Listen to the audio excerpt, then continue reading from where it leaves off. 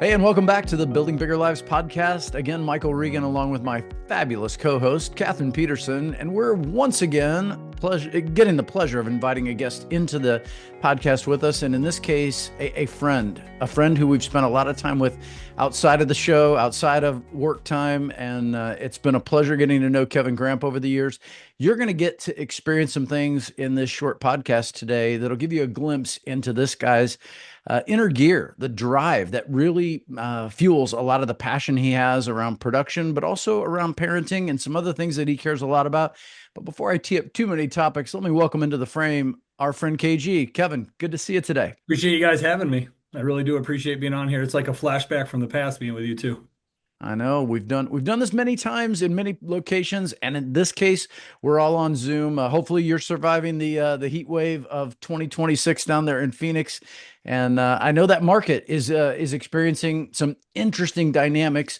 I want to learn all about that, but maybe before we dive into the present tense, let me tee us off with a little bit of a backstory. Kevin, last I've checked, and I don't dial numbers too often. I hit the speed dial, but if I decide to look up your digits, I'm dialing a 518, which tells us there's some New York in that man's background. Yes, sir. What Yes, sir. brought you to the great state of Arizona from the city of New York so many years ago? Well, I think the big thing to note is I'm really big on homemade meals and I love cookies. So the whole reason I moved out to Arizona was to be closer to my mother because Sunday dinners were just not a thing that I could forego. So my mom moved out there a few years prior to me graduating college and then spent some time out here and it just kind of became home, if that makes sense, closer to mom and you only have one mother, right? That's a fair statement, and I know that brings maybe a story to rewind back a little bit further on. When you're growing up, your mom definitely had a huge influence on you. What was life like as a child? I mean, you've joked around with me in the past about being the freckle-faced kid and all this stuff, but the truth is, everybody's got a story. What was childhood like for Kevin Grant?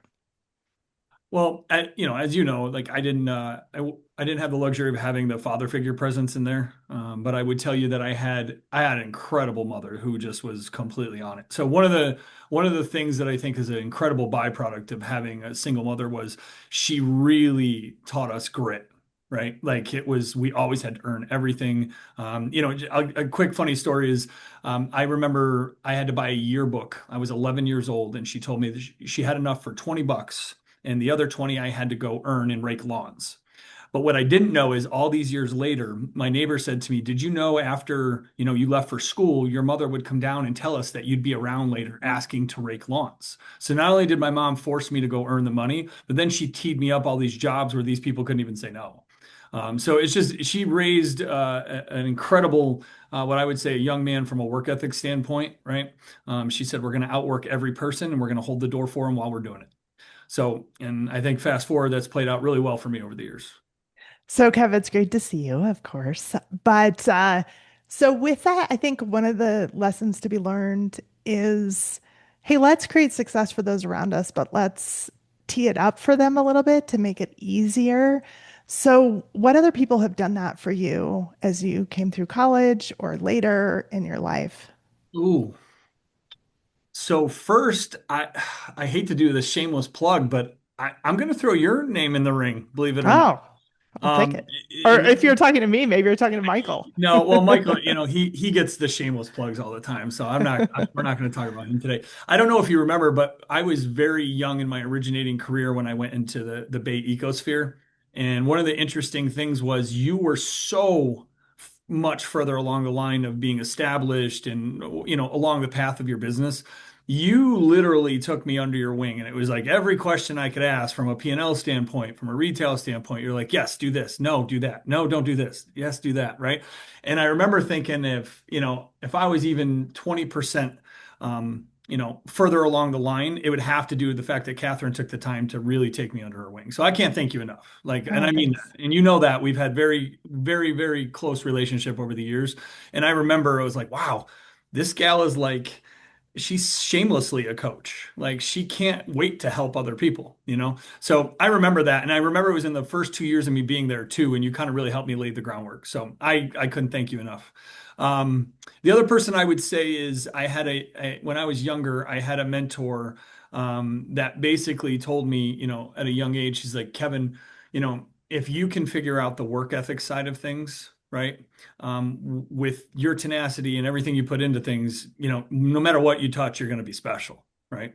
So I think the way he laid that groundwork at the age of 23 and he got me into finance and all those things, you know, he even said, you'll be a manager in 2 years. And I'm like, I'm going to be a 23-year-old manager? Like, are you kidding me? Right? And sure as, you know, the day was long, 23 years old hit and I became a branch manager.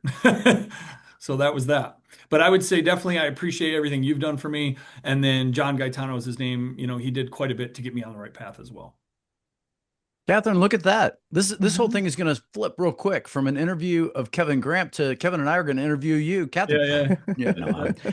I'm And just messing. hey, Thank you. That's and for the record, I'm not BSing how much she put into me. I can't even tell you the amount of hours she probably discussed a P&L with me to nauseam. I remember those calls. So I definitely appreciated everything she helped me with. Well, that I can vouch for that, Kathryn, because Kevin and I have talked many times, and he's definitely said these things privately. So fun to see him say them publicly, and to know that they continue to be true. Because you know the impact of folks like you and like others that we've all experienced have that ripple effect. And Kevin, you're one of those guys who's now having a ripple effect on other people. I don't know if a lot of folks know this because again, they may know you for your role in production leadership. They may know you for your role currently with Edge Home Financing, really promoting that brand and building out a lot of the things you've done with the Gramp team over the years. But you've recently taken on coaching yourself. And I thought that was an exciting change in your business plan a few years Yeah, yeah. back. Yeah. What have you learned as you've thought back to folks like Kathryn or John, and now you get the opportunity to pay it forward? I definitely think it's, you know, it's interesting. The coaching heart, I honestly think is a different thing. The coaching and mentoring heart is when you have a genuine, like I can tell you right now, there's not been a single commission check that makes me feel as good as watching somebody build a moving truck. I'm yet to see a commission check hit my bank account that made me feel the same exact way watching another individual grow their business, right?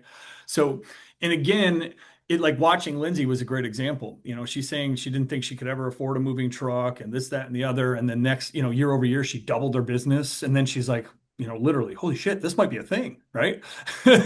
So I think there was a point in time where you and I discussed, Michael, going into the next stage of kind of like the path of my career. I was a bit burnt out on production altogether, right? Like you can only take so many 1003s, you can only hear so many conversations. And to be honest, not in a bad way because I feel like the industry has given me an incredible life, right? Not in that way at all. More in a way of I'm looking for more, right? I want to feel like I have purpose. I want to feel like I'm helping others drive and that type of thing. So you know, we put together an LLC and we basically, you know, took about 2 years to build the entire from top to bottom, you know, the way we were going to coach people from an individual standpoint. You know, and I think, you know, fast forward, I hear so much from my coaching people the fact that we don't spend nearly as much time on numbers. We focus on what makes them better.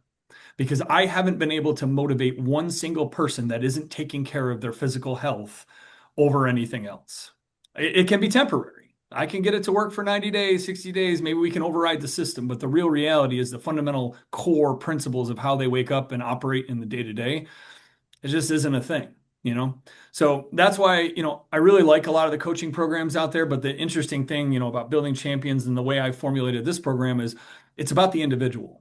I'm coaching this person, right? I got a single mother right now that she said she wanted to do 40 million this year. And I said, hey, you're 6 months pregnant. Maybe you should consider doing 20 million and being a really good mom, right? So fast forward, she actually did 25 million. She was an amazing mother. And she looked back and she's like, you were the only reason I pumped my brakes on that. And not many coaches would tell me to do less. right? So I think that's the difference of learning from like building champions and how you guys have formulated the ability to actually coach the individual instead of coaching to an application number or say, so to speak, coaching to the lowest common denominator. Because that's what I think that is, in my opinion, right? When you're coaching somebody to the highest, best use of their self, where they're taking care of their self every day, and all of a sudden their garage is clean and they don't know why, right? Like that's where I think the needle starts to move. So, Kev, one of the things that I admire about you, and I can imagine as a coach, you brought it up a little bit, but I'm going to dig in a little bit more because I'm curious. You have worked out how many days in a row? It's a lot. August 20th will be 6 years without missing it. Okay, so 6 years in a row. How many days is that? It's a lot. It's a lot. Yeah. I was looking back on it, and my daughter actually was in kindergarten when I started. Oh, that's crazy. And just to So think of that, you know. that's most people have the ability to, let's say, stick to a workout plan, even stick to a workout plan for years, but to do it every single day Yep. takes a different breed of motivation, discipline, grit, all of those things. So I'm very curious. How do you wake up on those days that you're like, okay, today I feel yucky?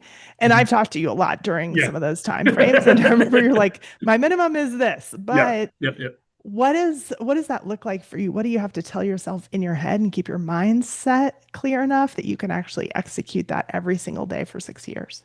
That's a really good question. So I actually have had this discussion with Michael to nausea, okay? Almost to a point of questioning, is this too much, right? Because I'll wake up in the middle of the night, literally, I forgot to work out today, right? And then I've discussed this with Michael, and I'm like, am I obsessed with this, or is this now part of my identity, right? And that's what I realized, even reading the book Atomic Habits and all these things, that you become part of your identity. Now, here's what's key to the whole thing. I'm being honest with you. The second you get to day 100, anybody with any sort of grit in them is going to keep going, right? Like, look at Mike Harms. That gentleman, he's on day almost 700 now, right? And like, he's telling me it changed my life. Like, literally, the way I wake up and operate every day is just completely different. I think what it is for me is it's become the calm in the storm. It doesn't matter if I'm going through family struggles. It doesn't matter. I honestly have told Michael this, taking care of myself every day has given me a capacity to handle way more than I ever could have had otherwise, right? Like in my head, like I explained this, I was presenting in a room out at UWM in front of 400 people, whatever.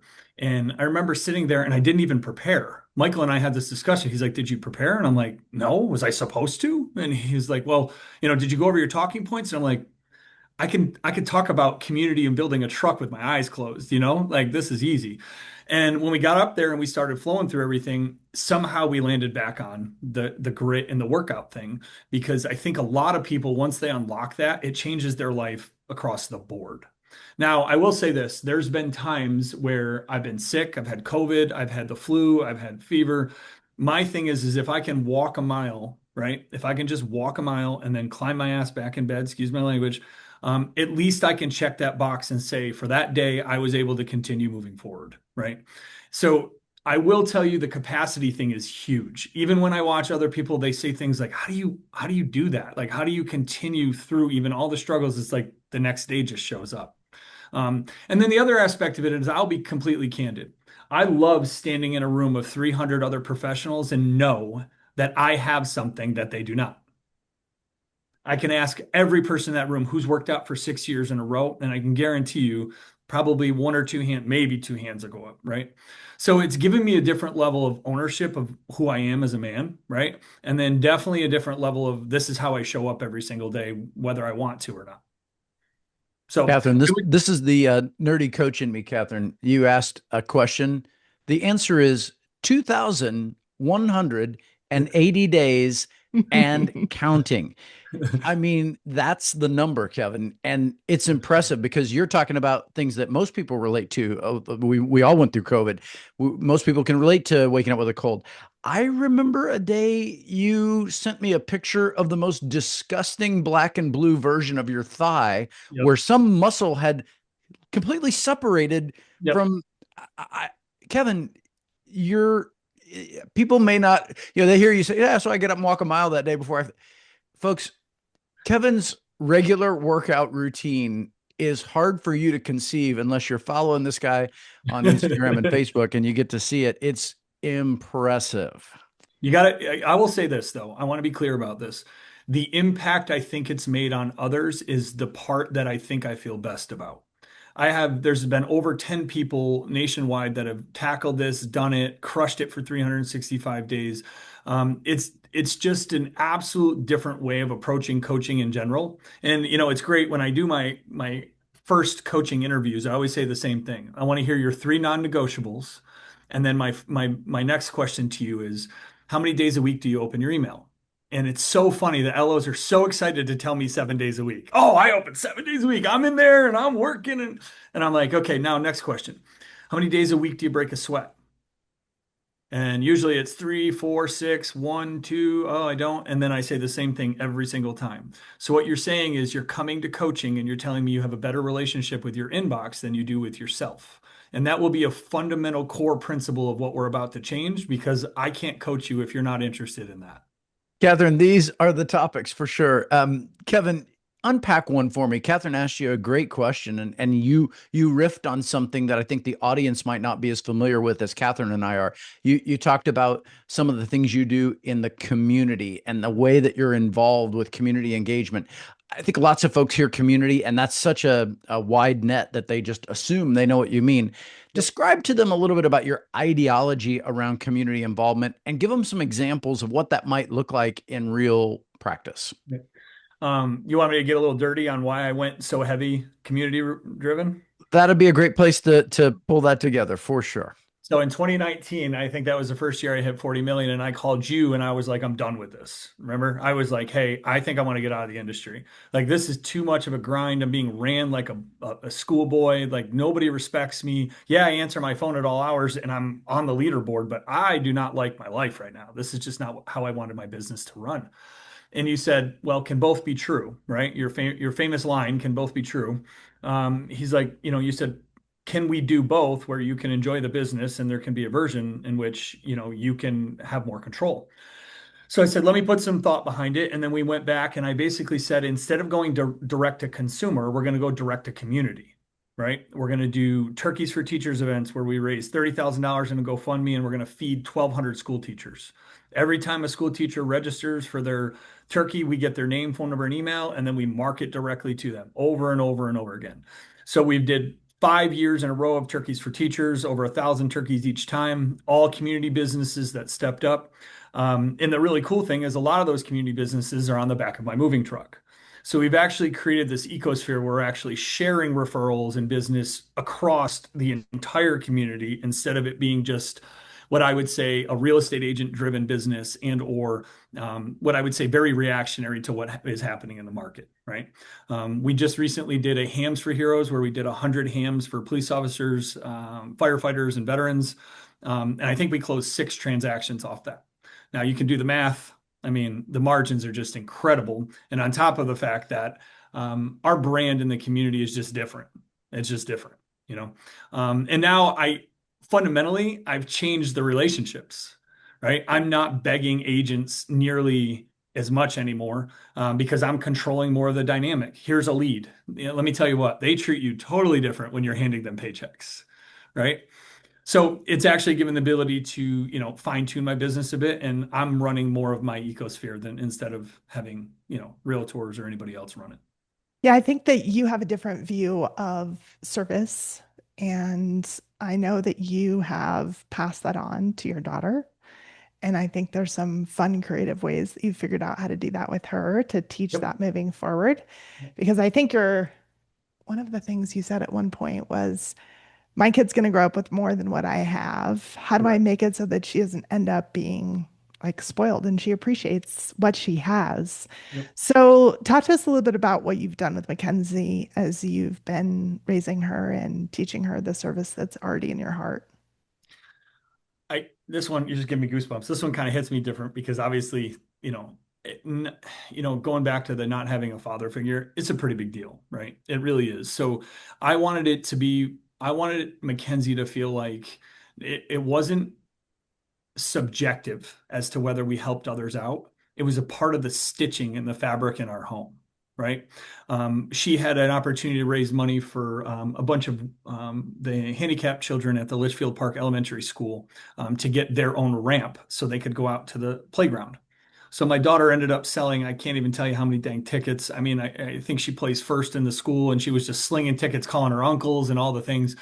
And I remember saying to myself, like, she's going to fundamentally think that she helped build that ramp. And she does, even to this day, right?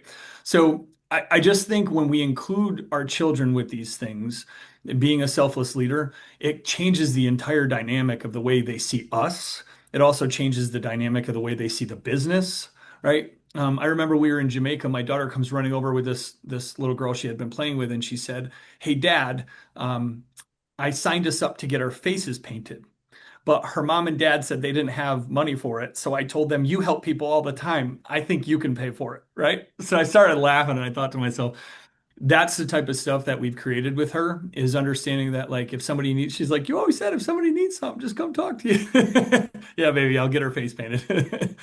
But I think at the end of the day, watching, she's come out to every single event that we've done, the hams for heroes, the turkeys for teachers, the nurses spa day. I've included her on everything. And now she has this, jokingly, every time she gets chores, she keeps a third, she donates a third, and she can spend a third, right? It's called a moon jar. So we started doing that with her, and she donates to different charities. And I think it's super cool. Just gives her a platform to feel like she's making an impact at a very, small level, but she's definitely in there. Kev, it's so great to hear you share some of these stories. And Kathryn, I'm glad you segued to ask a little bit about Mac, because I certainly know the importance of that young lady in your life, Kevin. But I think what's really fun is going back to the top of our episode. In some ways, you're carrying forward a tradition that your mom had with you. You're doing it in different ways, but you're finding a way to carry forward that spirit of, well, I think the way I phrased it with you back when we talked about this 10 years ago was, just remember, your daughter was born on third base, and your job is to convince her she didn't hit a triple. And you Yeah. really Yeah. inspired that kind of thinking, is like, okay, this is a opportunity we have as a family to impact other people's lives. Kevin, it's fun to see that as you're coaching other folks, and they see you now in these frames we've just laid out, as a dad, as a Mhm. guy who has this discipline around his workouts, and certainly a guy who's led a production team to really great levels. How does that translate? Sometimes the coach struggles to translate his level of energy and passion, or her level of energy and passion, to other individuals who may not share it. You gave an example of Mike Harms. We both know he's grabbed it and run with it, Yep. but others may not. How do you handle the intensity you're capable of bringing with someone who may or may not be able to match it? It's funny you say that, because I think right now we have 17 people in our active coaching group. So I'm coaching 17 different LOs just nationwide. The thing that I think is a little bit different is, when I've done this program, I do an interview with them. We go over their non-negotiables. I have them build a business plan, and then I actually have them interview with two members of the coaching group, because I want the coaching group's buy-in on this individual too, right? And what we've noticed is there's a lot of power in numbers. If all of a sudden you're the new guy on the block and you think you don't need to work out, and then 16 other son of a guns are waking up every single day and posting pictures, it's kind of like you're the awkward, bird in the room. So I think it's actually policed itself quite tremendously. Now, the other aspect is we've gotten all of our people Fitbits. These little, or excuse me, this one is actually a Whoop, but these are very similar to Fitbits. We started with Fitbits and we ended up with Whoops, because these track your sleep, they track your behaviors. It says that I'm 36 years old and not 43, which is pretty nice. Um, but but at the end of the day, I think, like, this accountability metrics is, at the end of the day, when people fully understand you're here to help them, I think it changes the dynamic of coaching altogether, right? He's just not here to collect a check and monitor my apps. Like, this dude is up my ass about breaking a sweat. Why hasn't he asked me how many loans I've closed, right? Because you don't start there. I think you finish there, and that's a real reality. So I will say, I think the group polices itself quite well. I am obviously accused of being crazy and super intense and all these things, but That's what they sign up for. All right. So y- you've definitely changed over the many years that I've known you, and you're more confident in yourself, and you're maybe, I don't know, just maybe more, let's say, pulled together, maybe is a good word. That Thank sounds you. bad, but you know what I mean. Yeah, yeah, I'll take it. So, for those new loan officers out there, what's like the one thing now that you're at the spot you're at? What would you tell them today that you think would be super helpful? Ooh. Ready? This is easy, clear as day. Chase purpose, don't chase numbers.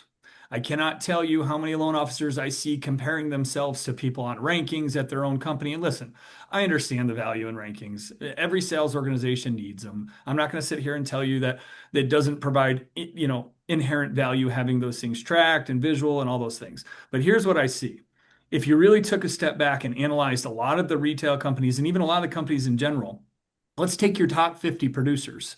How many of them are happy and healthy? I'll wait. Because usually the top producers, they have their laptop attached to them like a ball and chain. Doesn't matter where they go, they're pulling it out, right?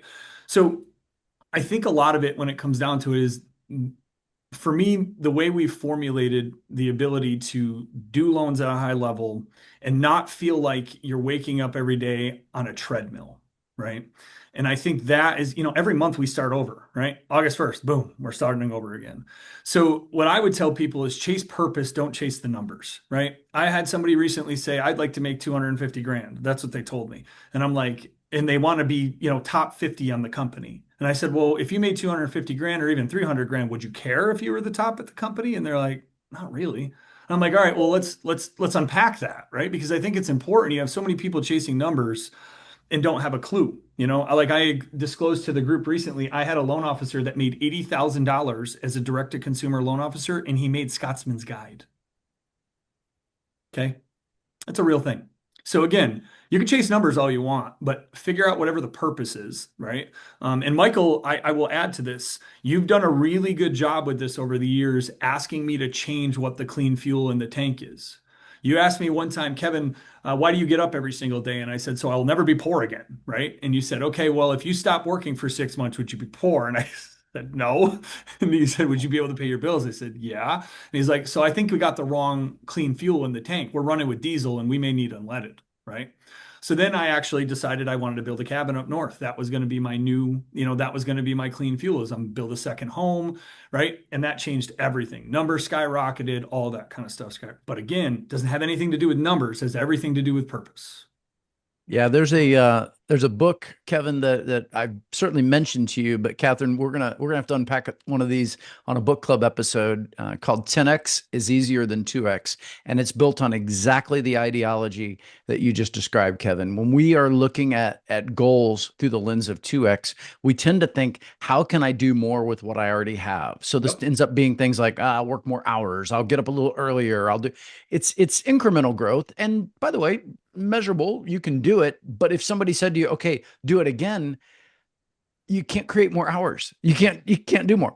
Where if I told you, no, we're going to shoot for 10x, not 2x, you suddenly look at all of your current systems and you say, okay, well, none of these are going to get me to 10x. I'd have to completely reinvent everything. In other words, you'd have to think completely differently Yep. about what you're doing. And Kevin, you're such a great example of that. Kathryn's exactly right. In the over a decade now that we've all three known each other, it's been exciting to see you naturally move from 2x to 10x because you think this way now about everything. You think this way about parenting. You think this way about production. You think this way about your personal health. You think this way about coaching others. And it's exciting to get to share some of that with our audience today. I want to keep this episode going, but I need to honor the fact that we're Yeah. probably getting to the end. Kevin, any closing thoughts for an audience that tunes in every week to hear another episode of Building Bigger Lives? Anything you'd want to make sure they grabbed about the real Kevin Gramp? Um, I would say the coolest thing that I think you have really helped me instill over the years is how to think like an entrepreneur, right? I was on a conference call the other day, and one of the things that was brought up is I'm fishing in a bunch of barrels that have no fish in them. I'm hunting realtors that have no transactions, right? So then we had this long discussion about, well, if that's the case, why are we fishing in those barrels, right? why don't you go talk to a roofer and become the HELOC guy and throw your link on his website so you can get more homeowner conversations? And that's where I think in this market, we've seen less and less loan officers go look for homeowner conversations, and they're still trying to find that one purchase deal or this, that, the other.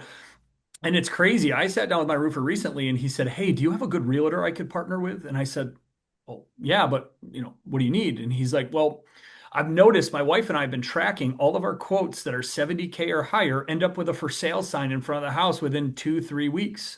It's because they can't afford to do it, so they decide to sell the house.